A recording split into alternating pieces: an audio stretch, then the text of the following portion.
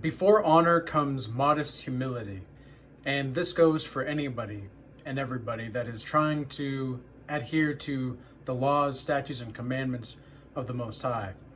And so many times, we as godly people move in the world in such a way where we sometimes feel like we've been overlooked, we've been outcasted, we are the black sheep. We're all of these things that we shouldn't necessarily be, because we're the ones that make the most sense. We're the ones that are the most empathetic. And a lot of people will say, oh, that's too sensitive. It's like, I don't think most of the people are sensitive enough. And I'm not saying like, oh, you need to be sensitive. I'm not saying it in that sense. What I'm saying is sensitiveness to reality is one thing. Being sensitive is another thing. People lack sensitiveness.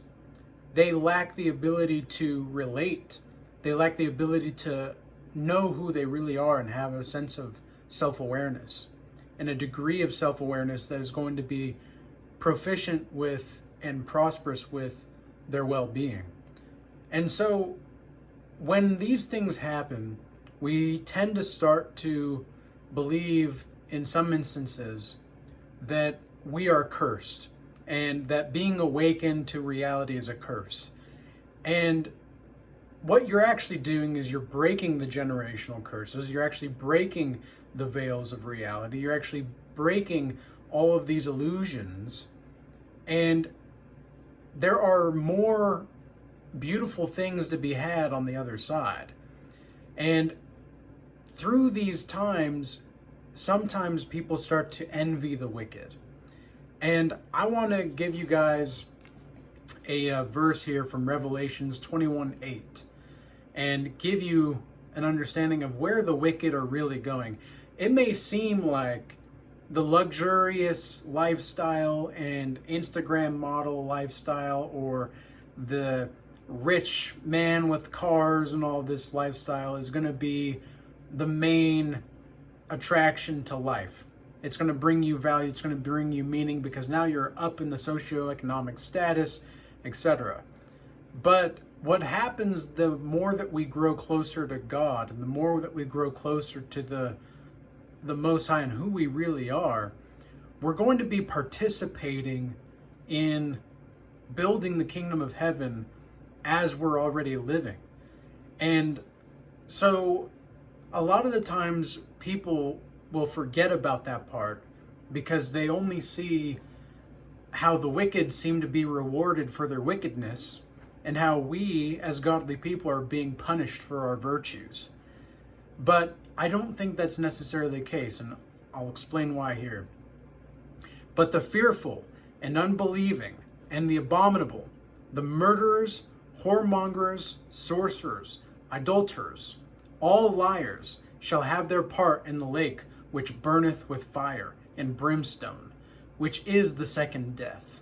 So this second death here is the eternalities of being stuck in an abominable state. They are going to be reeking with unending torture. Okay? This is going to be, and Revelations describe exactly the kind of people that are going to be in this unending sequence of torture.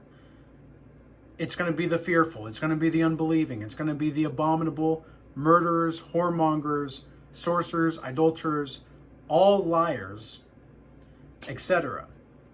And if you think about it, a lot of the people today, nowadays, I would say probably, I don't know about you guys, but I stay away from about 90% of the population, if not more so.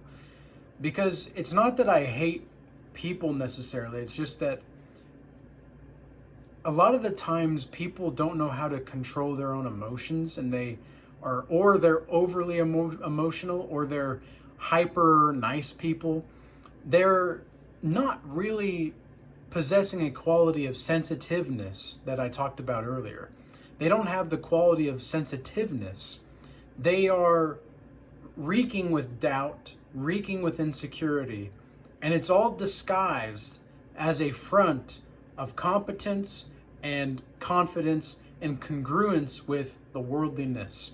But the closer that you grow to the Most High and the further that you grow away from the world, there's going to be more tension between the two faculties of life, because you really are on God's team or you're not.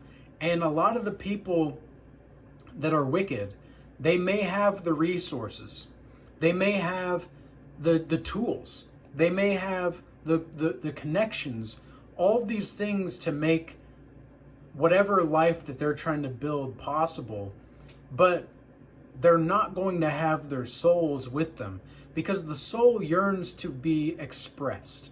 And a lot of these people can take and consume, but they don't know how to express, because expression takes a certain kind of taking everything in and then giving back certain energy, or being able to transmute that energy. In my last video, I talked about eternalities of life and the gift that Jesus bestows upon us, everlasting life, is the transcendental subject at the end of time. The people that Revelations describes here, they are going to be in the transcendental object at the end of time. They're going to be in the lake of fire. That is not a transcendental substance. That is a transcendental object. And hell, even though it's not necessarily like this is going to be the closest version of hell that we have according to the Bible, because a lot of the times people like pastors and bishops and all that, church leaders, they'll say certain things about what hell looks like as a place and such, but it's never really grounded in biblical truth and what the Bible actually says. And a lot of the people that I've seen that are church leaders try to make their will be forced upon you, and if it's not, they cancel you out. That's not what I want to do here. I want to give you certain information and insights that you can take and go check it out for yourself and have an understanding of what you're about and who you're about, and is this really something that is lining up with who you are and what you think the world is? Because I want to see more independent thinkers. What I don't like to see, especially just in general, but especially on my channel, where I see these ad hominem attacks, character assassinations, or just people that have no clue what they're really talking about, acting like they do. And the only thing that they can say as a retaliation to my points is that, oh, well, I just don't know anything, or I don't really have the experience. I'm too young. I'm too this. I'm too that. I'm not enough of this. I'm not enough of that. I've lost my mind. I'm just a conspiracy theorist. If that's going to be what you label me, that's going to be what you label me. But that doesn't take away from what's really going on and what's actually spiritually true in regard to the law, statutes, and commandments of the Most High. So what I want to encourage you all to do is to, whenever you catch yourself judging other people in such a way that you're not attacking the ideas, you're attacking the person because of who they are. That, if you ever notice that, be mindful of that and ask yourself why you're doing that. Where is it inside of you? Can you feel at any point in your body? Can you feel a certain thing that's going on inside of you that is wanting to lash out in such a way or attack that person's character in such a way? Where is that? This is going to take self-awareness, okay? And I'm all about being able to be critiqued. I'm all for it. However, what I don't like to see is where people just blatantly throw these opinions out, acting as if it's fact. And there's nothing wrong. In fact, I want to encourage, especially young men, that you need to be standing up for what you believe and speaking what it is that you see to be the truth, and then being convicted enough to act in that way. But there's a difference between being convicted in what you believe and standing on principle versus attacking another person because you don't really like what they're saying. Okay? So this is where we need to be mindful as godly people and really make sure that we are understanding of what would Jesus do in these kinds of situations. And a lot of the people that you're going to see out here, even the ones that seem to be rewarded for their wickedness,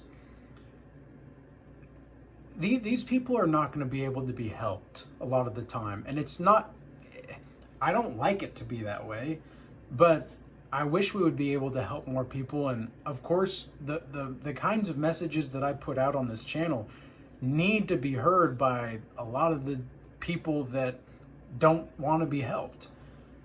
But I'm trying to bridge the gap between spirituality and practicality, because the practicality side of life is just as valuable as the spiritual side, but it takes the spiritual side to really hone in and be grounded in the practicalities. You can't really have one without the other. Have you ever noticed that a lot of the atheists and a lot of the people that are very logically and scholarly coherent are oftentimes very, very intelligent, but they lack wisdom. They don't have the knowledge to be applied. They don't know the exact difference between wisdom and knowledge. And they act as if knowledge is wisdom, but whenever the knowledge is questioned, not who they are is questioned, but the knowledge that they have is questioned, they get super defensive. I don't get defensive. I'm going to defend my point, but I'm not defensive.